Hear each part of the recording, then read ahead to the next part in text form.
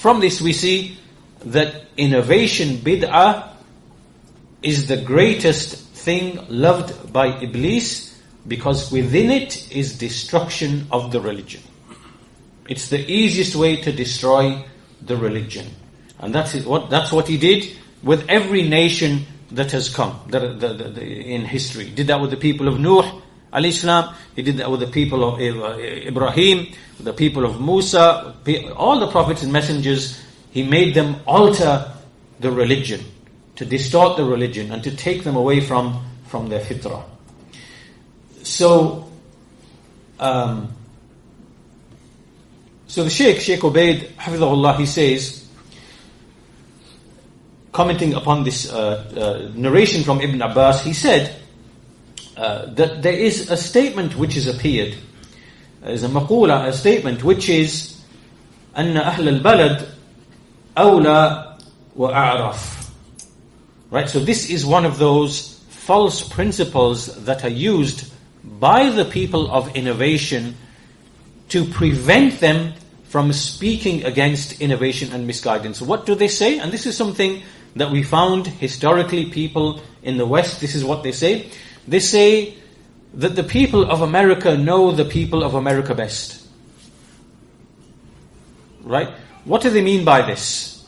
What they mean is, say for example, there is a person in America who is opposing the Sunnah. He's opposing the way of the Salaf. And in his da'wah, for example, he sits with the Rafidah, the Shia, who abuse the companions. Or he, speaks on the platforms of the Ikhwanis, the Muslim Brotherhood. Right? So he's opposing the Sunnah. And then you take his affair to some of the scholars and you say there's a man who claims to be upon the Sunnah, and he sits with so-and-so, and he sits with so-and-so, and his company is with the people of bid'ah, and yet he claims to be upon the Sunnah. What's your advice regarding this person?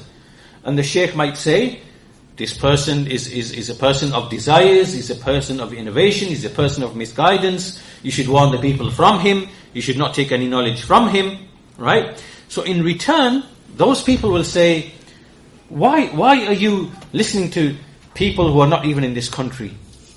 The people of America know the people of America best. So why are you listening to people who live thousands of miles away? And they don't know our situation here. They don't know the affairs of the people here. How can you listen to them? We know the affair better. This is like a misconception. It's a doubt that these people bring. Why?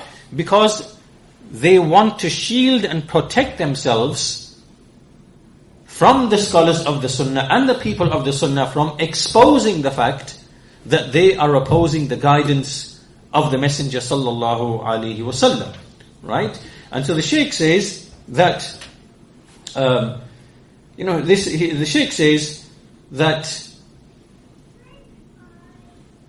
whatever is Sunnah and whatever is bid'ah is the same in every part of the world. There's no difference. It's very clear. Just like whatever is halal and haram, it's the same whether you are in Saudi or Pakistan or Egypt or Algeria or Morocco or Malaysia. It's all the same. Exactly the same as if you are in America, Poland, Russia, Britain, Canada. It's all the same.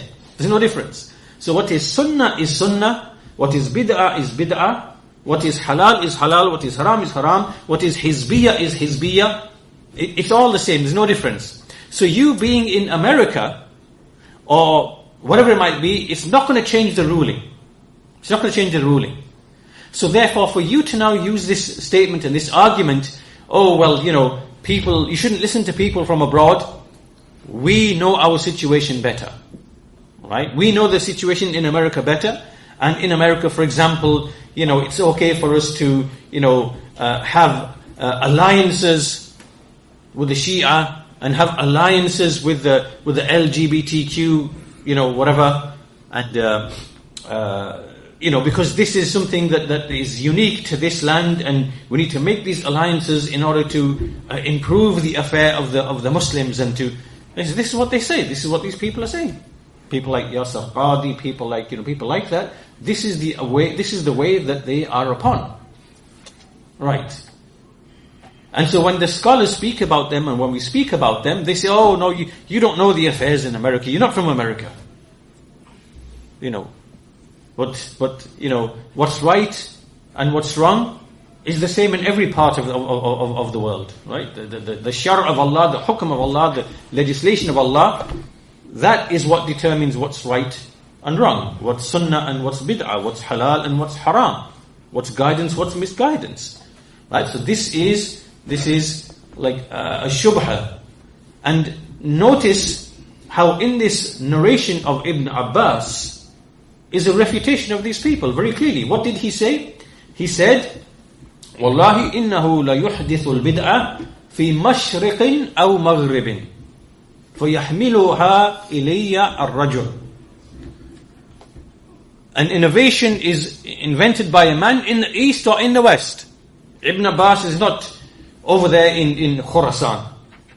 Nor is he over there in the west, over in Maghrib or Andalus. He is where he is. Right? And an innovation comes from the east or from the west, and a man brings it to me. And so I destroy it with the sunnah. So it's rejected from that man in the east or in the west.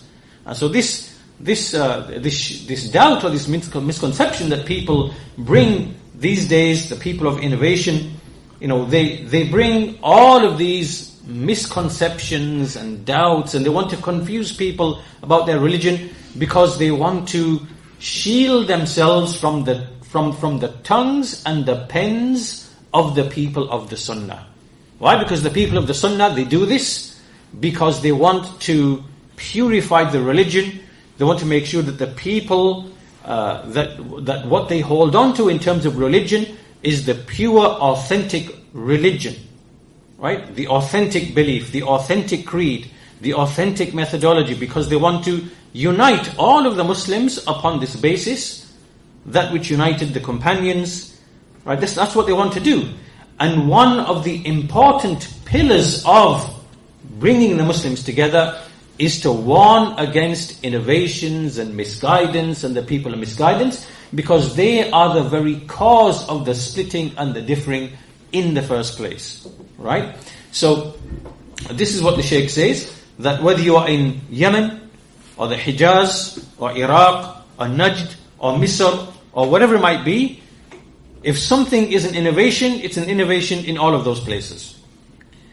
And if something opposes the methodology of the Prophet and his companions, then it opposes in all of those places. There's no difference, right? And then after that, the Shaykh says,